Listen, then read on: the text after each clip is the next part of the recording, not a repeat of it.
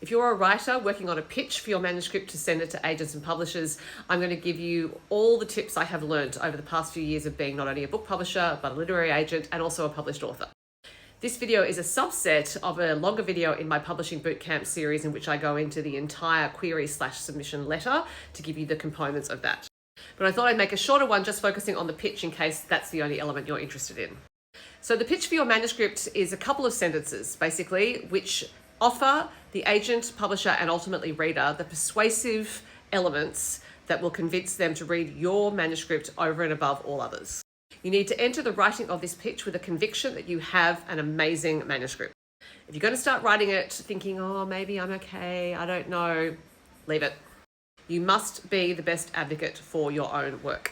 So the pitch should use what I call my facts and feelings method.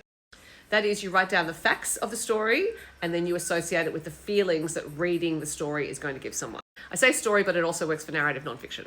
So I'd like you to start by writing down all the feelings associated with reading your manuscript, a free-form exercise. Is it moving? Is it sad? Is it controversial? Is it uplifting? Is it twisty? Is it romantic? Any words like that, just write them down free-form. Now hone in on 2 or 3 that you think best represent the manuscript. Now write down the facts of the story. And I'll use the examples I used in the other video. So is it a coming-of-age story set in rural Victoria in the 1980s? Is it a crime story featuring a female detective and a male offsider set in far north Queensland in the present day? Those are just the facts. Now I'd like you to combine the facts and the feelings and also layer in some adjectives. So this is how it becomes the moving, unforgettable coming-of-age story of 14-year-old Dylan set in Violet Town in 1984. Or the chilling, unsettling crime novel set in Townsville in 2025, featuring new detective Libby Smith and her resentful about-to-retire offsider Frank Lee. So you can see how those first sentences were just flat. Just the facts, and then the second set of sentences actually gives you a sense of the experience of reading that story. Now, most of what we see in so-called pitches is that first set of sentences.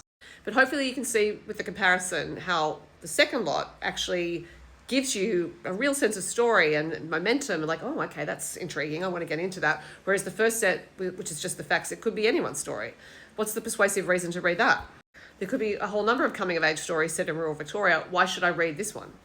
So as I said, this video is just for the pitch alone. Please refer to the other longer video in which I ramble a bit for the components of the letter itself. Any questions, please put them in the comments. Thanks for watching. Bye.